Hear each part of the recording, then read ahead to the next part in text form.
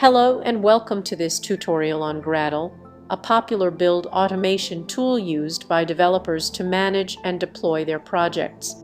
In this tutorial, we will cover an introduction to Gradle and its key features. Let's get started. What is Gradle? Gradle is a build automation tool that simplifies the process of building, testing, and deploying software projects.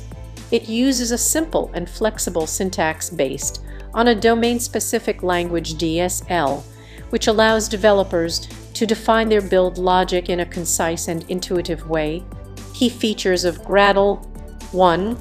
Declarative build language.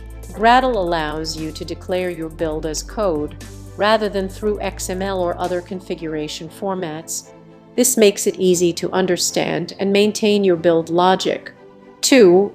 Incremental builds. Gradle supports incremental builds, meaning that only the parts of your project that have changed since the last build will be rebuilt.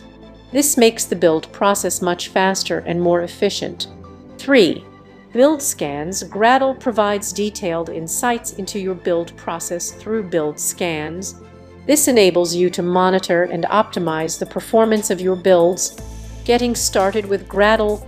To get started with Gradle, you need to install it on your system.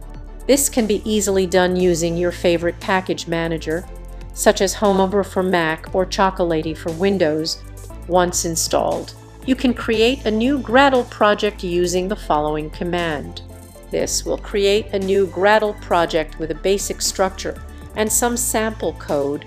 From here, you can modify the build Gradle file to add your own project dependencies and build tasks.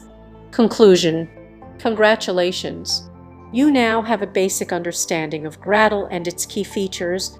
Gradle is a powerful and flexible build tool that can help streamline your development workflow. Watch out for more tutorials on Gradle and other exciting technologies, and don't forget to subscribe to our channel for more programming tips and tricks. Thanks for watching and happy coding!